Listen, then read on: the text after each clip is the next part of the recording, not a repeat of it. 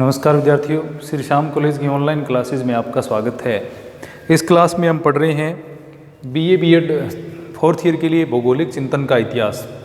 और भौगोलिक चिंतन के इतिहास में हम पढ़ रहे थे भारत में आधुनिक भूगोल का विकास किस प्रकार से हुआ, इस बारे में हम पढ़ रहे थे। और भारत में भूगोल की जो विभिन्न शाखाएँ हैं उनका विकास किस प्रकार हुआ, इस प्रकार हम भूगोल की जो शाखाओं का विकास है उसके बारे में पढ़ रहे थे। अभी हमने भूगोल की जो राजनीतिक भूगोल की शाखा है या जनसंख्या भूगोल की शाखा है उनके बारे में हमने पिछली क्लास में अध्ययन किया था। अभी हम सामाजिक भूगोल का विकास भारत में किस प्रकार हुआ इसके बारे में पढ़ेंगे।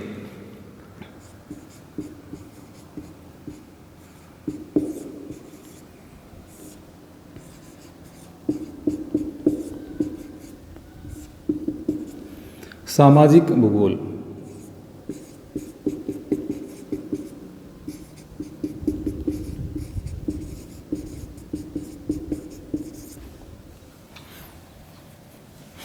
सोशल ज्योग्राफी, सामाजिक भूगोल। अब ये जो सामाजिक भूगोल है यह क्या है, मानव भूगोल की ही एक शाखा है। मानव भूगोल की शाखा। तो सामाजिक भूगोल का विकास मानव भूगोल की शाखा के रूप में क्या हुआ था, अन्य जो शाखाएं थी उनकी तुलना में थोड़ा बाद या देरी से इस शाखा का विकास हुआ था, बाद में इस शाखा का विकास हुआ था। अब इसके अंतर्गत जाति, प्रजाति, धर्म आदि जो चीज़ें हैं उनके बारे में पढ़ा जाता है। जाति, प्रजाति, धर्म, संस्कृति, सामाजिक परंपराएं, रीति रिवाज, वेशभूषा, यानी मानव समाज से जो जुड़ी चीज़ें हैं उनके बारे में इसमें पढ़ा जाता है। अब इसके अलावा इसमें जो यानी जाति, प्रजाति, धर्म, संस्कृति, सामाजिक परंपराएं, रीति रिवाज, सामाजिक नियम कानून जो है उनके बारे में पढ़ते हैं। इसके बाद में इसका मुख्य विषय रहता है सामाजिक बदलाव या परिवर्तन, यानी समाज में जो होने वाले परिवर्तन है उनके बारे में ये अध्ययन करता है। और सामाजिक परिवर्तनों के प्रभावों का अध्ययन भी क्या है, सामाजिक भूगोल में किया जाता है। भी सामाजिक परिवर्तन से क्या प्रभाव समाज के ऊपर पड़ते हैं, कौन कौन सी चीज़ों में बदलाव आते हैं, उन सारी चीज़ों के बारे में सामाजिक भूगोल में पढ़ा जाता है। तो सामाजिक भूगोल का अध्ययन प्रारंभ करने जो प्रारंभिक जिन भूगोलवेताओं का योगदान रहा उनमें सबसे पहला नाम आता है प्रोफेसर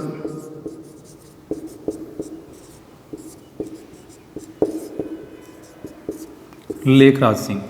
अब प्रोफेसर लेखराज सिंह का भारत में सामाजिक भूगोल के जो विकास है उसमें एक महत्वपूर्ण स्थान है। और इन्होंने सबसे पहले क्या है, अपनी जो डीफिल की उपाधि प्राप्त करने के लिए इन्होंने अपना शोध प्रबंध प्रस्तुत किया था। इन्होंने 1957 में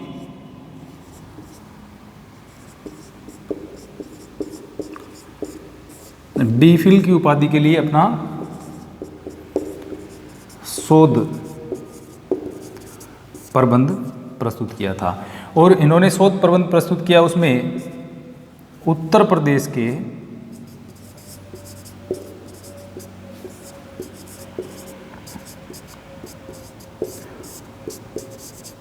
तराई क्षेत्र, उत्तर प्रदेश के तराई क्षेत्र में रहने वाली थारू जनजाति जो है, उत्तर प्रदेश के जो तराई प्रदेश है, उत्तर प्रदेश का तराई जो क्षेत्र है उसमें रहने वाली जो थारू जनजाति है उसके बारे में इन्होंने सर्वप्रथम अपना वर्णन प्रस्तुत किया था। यानी तराई जो रीजन है उसके बारे में इन्होंने सबसे पहले अपना अध्ययन प्रस्तुत किया था थारू जनजाति के बारे में। थारू जनजाति है वो रहती है उत्तर प्रदेश के तराई प्रदेश में।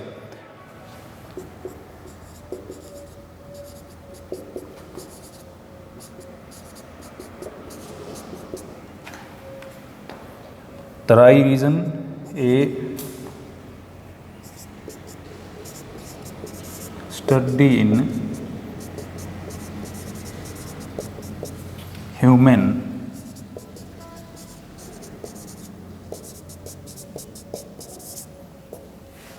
जियोग्राफी।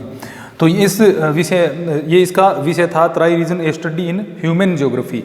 इस नाम से इनका शोध प्रबंध है वो सबसे पहले आया था 1957 में। तो प्रोफेसर लेखराज सिंह ने एक प्रकार से मानव भूगोल की जो शाखा है सामाजिक भूगोल, उसको स्थापित करने में अपना महत्वपूर्ण स्थान दिया था। यानी इन्होंने try region a study in human geography नाम से अपना शोध प्रबंध प्रस्तुत किया था, जिससे इन्होंने क्या डी फिल की उपाधि प्राप्त करने के लिए अपना शोध प्रबंध प्रस्तुत किया था। तो ये पहले विद्वान हो गए। अब इसके अलावा जो अगले विद्वान हैं वो उन्होंने नागा जनजाति के ऊपर अपना शोध प्रबंध या अध्ययन प्रस्तुत किया था, जिनका नाम है C.D. देशपांडे।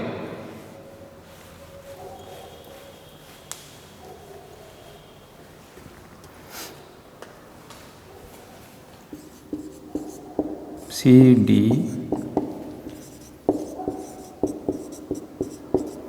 देशपांडे, इन्होंने 1973 में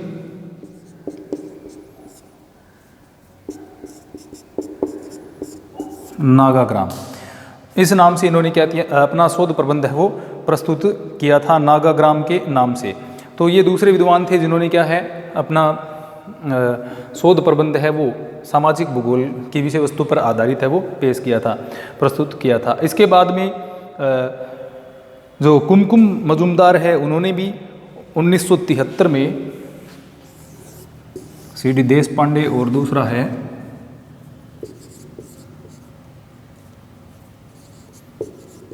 कुमकुम मजूमदार, इन्होंने पूर्वी गुजरात की जनजातियां, तो पूर्वी गुजरात की जो जनजातियां हैं उनके बारे में इन्होंने अपनी शोध प्रबंध 1973 में कुमकुम मजूमदार ने प्रस्तुत किया था। पूर्वी गुजरात की जनजातियों का वितरण किस प्रकार से है, यानी distribution of tribes in eastern Gujarat, पूर्वी गुजरात में जनजातियों का वितरण, इस नाम से इन्होंने अपना जो शोध प्रबंध है वो प्रस्तुत किया था। पूर्वी गुजरात में जनजातियों का वितरण। तो यहाँ कुमकुम मजूमदार ने पूर्वी गुजरात से संबंधित अपना लेख प्रस्तुत किया, C.D. देशपांडे ने नागाग्राम के ऊपर प्रस्तुत किया, लेखराज सिंह ने थारू जनजाति के ऊपर प्रस्तुत किया। इसके बाद में जो मेहंदी रजा है उन्होंने जीवन पद्धति पर प्रकाश डाला था, यानी इसी काल में यानी 1973 में मेहंदी रजा ने जीवन पद्धति लाइफ मॉडल नाम था मेहंदी रजा और इन्होंने जीवन पद्धति पर प्रकाश डाला, यानी मनुष्य की जीवन पद्धति से संबंधित इन्होंने अपना मॉडल दिया था, लाइफ मॉडल के नाम से जो जाना जाता है, यानी मॉडल्स ऑफ या मोड्स ऑफ लाइफ जीवन पद्धति के बारे में इन्होंने दिया था। इसके अलावा मुनीस रजा जो हैं उन्होंने 1979 में जो सामाजिक भूगोल है उसको जो परिभाषित करने का प्रयास किया था। मुनीस रजा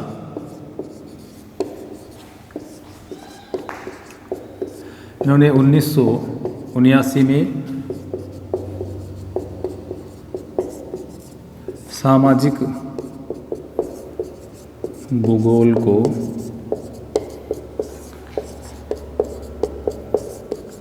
परिभाषित करने का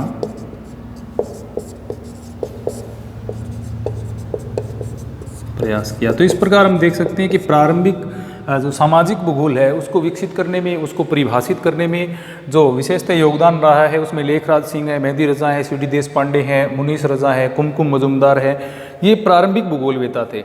अब इसके बाद हम सामाजिक भूगोल में अन्य जो भूगोलवेताओं की हम बात करें तो जैसे A.B. मुखर्जी हैं, कायस्थ हैं, श्रीवास्तव हैं, मुखर्जी, कायस्थ और श्रीवास्तव, जिनके बारे में हमने पहले के जो पार्ट हैं उनमें भी इनके नाम ने पढ़े हैं। तो ये जो विद्वान हैं इन्होंने भी सामाजिक भूगोल की शाखा को स्थापित करने में अपना महत्वपूर्ण योगदान दिया था। इसके अलावा BN मिश्रा हैं, उनका भी महत्वपूर्ण योगदान रहा है। इसके अलावा BK भारद्वाज हैं या NK सिंह हैं, उनके भी महत्वपूर्ण योगदान सामाजिक भूगोल जो शाखा है मानव भूगोल की उसको विकसित करने में उन्होंने अपना योगदान दिया था। तो इस प्रकार ये जो विद्वान हैं इन्होंने सामाजिक भूगोल के विकास में अपना योगदान दिया। सामाजिक भूगोल है उसका विकास अन्य शाखाओं की तुलना में थोड़ी सी देरी से प्रारंभ हुआ था। तो ये थी सामाजिक भूगोल की शाखा का विकास किस प्रकार हुआ। अब हम अगली शाखा के बारे में देखते हैं, प्रादेशिक भूगोल यानी रीजनल ज्योग्राफी जो है वो किस प्रकार से भारत में उसका विकास हुआ।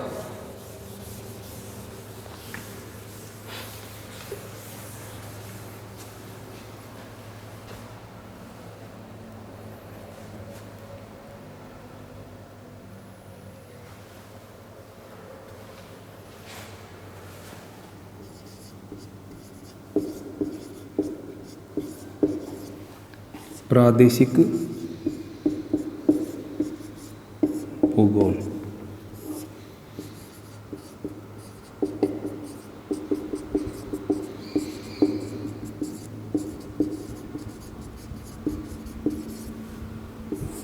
Regional geography.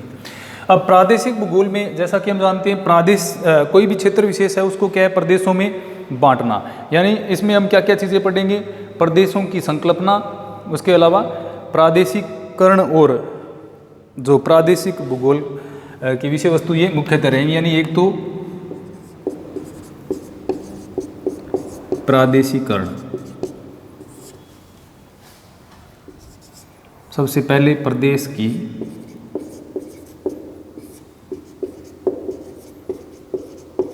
संकल्पना, यानी प्रदेश होता क्या है उसकी संकल्पना का विकास। उसके बाद प्रादेशिकरण और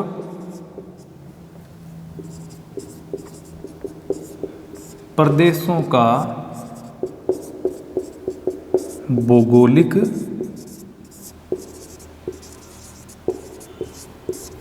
अध्ययन।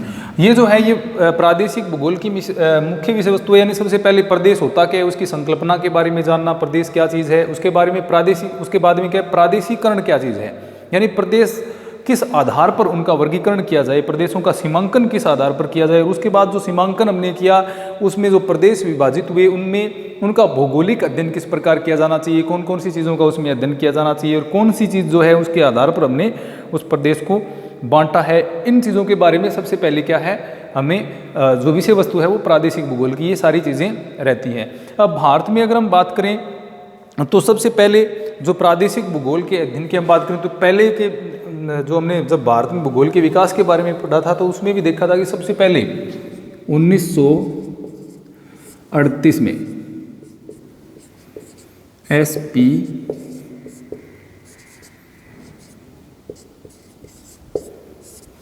चटर्जी, SP चटर्जी जो है उन्होंने सबसे पहले क्या है भारत में 1938 में जो प्रादेशिक भूगोल है उसकी नींव रखी थी। और इन्होंने क्या है अपना शोध प्रबंध प्रस्तुत किया था मेघालय का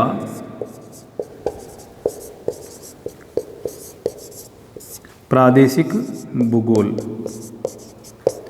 तो ये पहले विद्वान थे जिन्होंने भारत में क्या प्रादेशिक भूगोल के अध्ययन की नींव रखी थी SP चटर्जी ने, जिन्होंने क्या है SP चटर्जी ने मेघालय का प्रादेशिक भूगोल नाम से अपना शोध प्रबंध है वो प्रस्तुत किया था।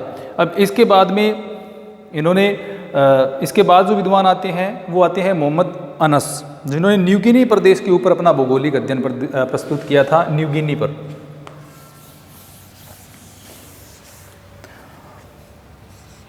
मोहम्मद अनस इन्होंने क्या 1960 में अपना पहला और 1961 में अपना दूसरा शोध प्रबंध प्रस्तुत किया था न्यू गिनी प्रदेश पर आधारित। तो इन्होंने ये दूसरे विद्वान हैं जिन्होंने भारत में एक प्रकार से प्रादेशिकरण की नींव रखी, क्योंकि भारतीय विद्वानों ने उसमें विदेशी यानी दूसरे देशों की यूनिवर्सिटीज़ थी, वहाँ पर जाकर के अपने शोध प्रबंध प्रस्तुत किए थे। तो एसपी चटर्जी ने 1938 में मेघालय का प्रादेशिक भूगोल और 1960-61 के दशक में मोहम्मद अनस जो हैं उन्होंने जो न्यू गिनी है उसका और मध्य पूर्व के जो प्रादेशिक भूगोल प्रक्रम से 1960-61 में उन्होंने क्या किया था, अपनी जो शोध प्रबंध है वो प्रस्तुत किए थे। अब इसके बाद में जो विशेषतः भारत में अगर हम भौगोलिक प्रादेशिक भूगोल की बात करें तो इसके अंदर जो विद्वान आते हैं उनमें एसपी चटर्जी हैं, इसके अलावा रामलोचन सिंह और इसके अतिरिक्त हैं सीडी देशपांडे।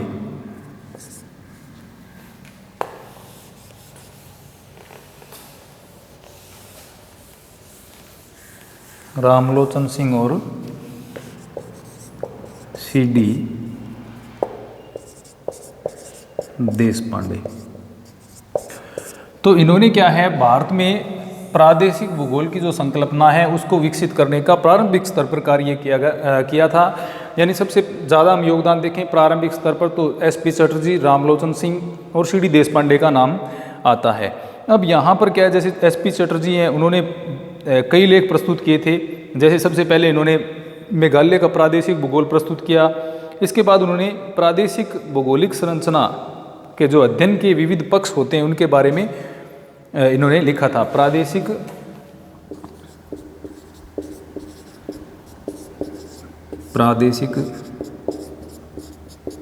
भौगोलिक अध्ययन के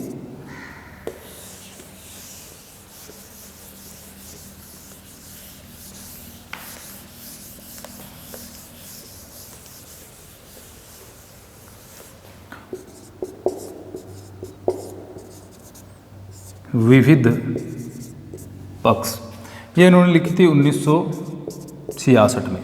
तो प्रादेशिक भौगोलिक अध्ययन के विविध पक्ष का मतलब यहाँ पर क्या है कि प्रादेशिक हम अध्ययन कर रहे हैं और उसमें भौगोलिक अध्ययन करते हैं, तो कौन कौन से पक्ष ऐसे हैं जिनका हमें अध्ययन है वो करना चाहिए और कौन से पक्षों का अध्ययन है वो मुख्य इसमें रहता है, उनके बारे में बताया। इसके अलावा इन्होंने प्रादेशिकरण जो है उसमें प्रादेशिकरण और आर्थिक प्रादेशिकरण, इस पर भी इन्होंने लिखा। प्रादेशिकरण और आर्थिक प्रादेशिकरण,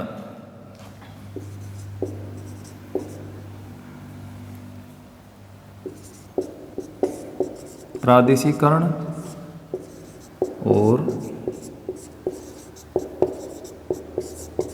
आर्थिक प्रादेशिकरण, ये इन्होंने लिखा था 1967 में। अब इसके पश्चात इन्होंने भारत से संबंधित यानी भारत के आर्थिक प्रदेश 1971 में विशेष रूप से इनका योगदान रहा था। भारत के आर्थिक प्रदेश, भारत के आर्थिक प्रदेश, ये लिखा था इन्होंने 1971 में। ये क्या है, विशेष, या इसको हम सबसे महत्वपूर्ण कह सकते हैं। भारत को इन्होंने आर्थिक प्रदेशों में बांटने का कार्य किया था। किसने? एसपी चटर्जी ने। सबसे पहले ये विद्वान थे जिन्होंने भारत के आर्थिक प्रदेश पर अपना अध्ययन प्रस्तुत किया था। अब आरएल सिंह ने, जैसे हमने देखा कि आरएल सिंह का भी महत्वपूर्ण योगदान है, यानी रामलोचन सिंह जो है उनका भी महत्वपूर्ण योगदान इसमें रहा है। अब जैसे इन्होंने क्या है, 2 पुस्तकें संपादित की थी, एक तो भारत का प्रादेशिक अध्ययन और दूसरा भारत एक प्रादेशिक भूगोल। भारत का प्रादेशिक अध्ययन,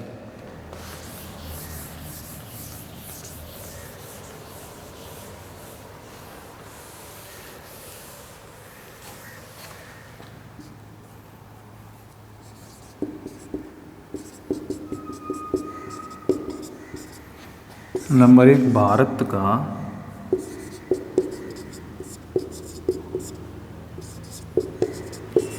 प्रादेशिक अध्ययन 1968 में इन्होंने प्रस्तुत की थी अपने सहयोगियों के साथ। इन्होंने इसमें क्या है, भारत को के जो विभिन्न प्रदेश हैं, यानी भारत में किस प्रकार प्रादेशिक अध्ययन किया जा सकता है, प्रदेशों की संकल्पना, प्रदेशों का वर्णन किस प्रकार किया जा सकता है, उनके बारे में इन्होंने बताया। यानी ये रीजनल स्टडी हो गया इंडिया का ये 1968। इसके बाद में भारत एक प्रादेशिक भूगोल, इन्होंने एक अन्य पुस्तक प्रकाशित की थी, भारत एक प्रादेशिक भूगोल। भारत एक प्रादेशिक भूगोल, ये आई थी इनकी 1971-72 में। तो 1971-72 में इन्होंने एक पुस्तक और प्रकाशित की थी, इंडिया ए रीजनल स्टडी, और पहली इनकी आई थी इंडिया ए रीजनल स्टडी, और दूसरी आई थी इंडिया ए रीजनल ज्योग्राफी, भारत एक प्रादेशिक भूगोल। तो इस प्रकार से इन्होंने भी अपना महत्वपूर्ण योगदान भारत में जो प्रादेशिक भूगोल में दिया। कई दशकों तक इन्होंने क्या है, इनकी जो पुस्तकें थी, यानी भारत एक प्रादेशिक भूगोल है, उसको लंबे समय पर जो वृत्त स्तरीय, मध्यम स्तरीय और लघु स्तरीय प्रदेशों का वर्गीकरण है, उसका आधार इस पुस्तक को बनाया गया था, भारत एक प्रादेशिक भूगोल। इसका काफ़ी महत्वपूर्ण यह पुस्तक रही है। इसके बाद जो CD देशपांडे हैं, उनका महत्वपूर्ण योगदान रहा। इन्होंने जैसे महाराष्ट्र का भूगोल है, पश्चिमी भारत का प्रादेशिक भूगोल है, भारत का प्रादेशिक भूगोल है, इस प्रकार इन्होंने अपनी पुस्तकें लिखी थी CD देशपांडे ने।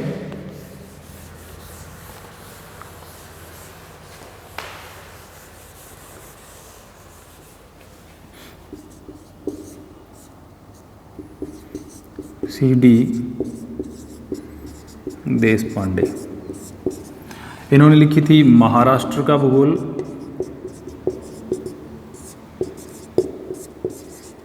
अब महाराष्ट्र का भूगोल हो गया, यानी इन्होंने महाराष्ट्र को एक प्रदेश मान करके उसका भौगोलिक वर्णन किया। इसके बाद भारत का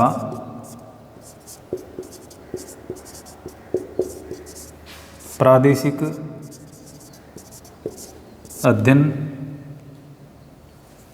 और इसके बाद आई थी इनकी भारत का प्रादेशिक भूगोल। तो इस प्रकार CD देशपांडे ने भी प्रादेशिक भूगोल के विकास में अपना महत्वपूर्ण योगदान दिया था। भारत का प्रादेशिक अध्ययन इन्होंने प्रस्तुत की थी, और पश्चिमी भारत का प्रादेशिक भूगोल, भारत का पश्चिमी भारत का प्रादेशिक भूगोल, ये इनकी पुस्तकें थी CD देशपांडे की। यानी सब महाराष्ट्र का भूगोल इन्होंने लिखी, भारत का प्रादेशिक अध्ययन पुस्तक इन्होंने लिखी। इसके बाद में जो पश्चिमी भारत का प्रादेशिक भूगोल है, उसके बारे में भी इन्होंने अपनी रचना लिखी थी। इसके बाद मुनीस रजा जो हैं, मोहम्मद शफी और मुनीस रजा, उन्होंने भी क्या है, एक पुस्तक लिखी थी, studies in applied and regional geography.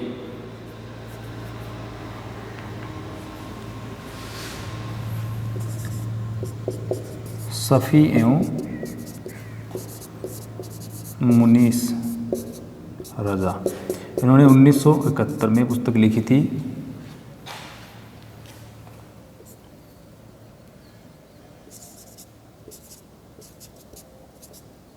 व्यवहार एवं प्रादेशिक भूगोल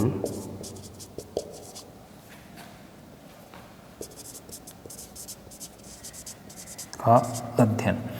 तो इस प्रकार से ये जो विद्वान हैं, इन्होंने अपनी अलग अलग पुस्तकों के माध्यम से भारत में जो प्रादेशिक भूगोल है उसके विकास को एक महत्वपूर्ण स्थान जो उसको विकसित करने में अपना महत्वपूर्ण योगदान इन्होंने दिया था।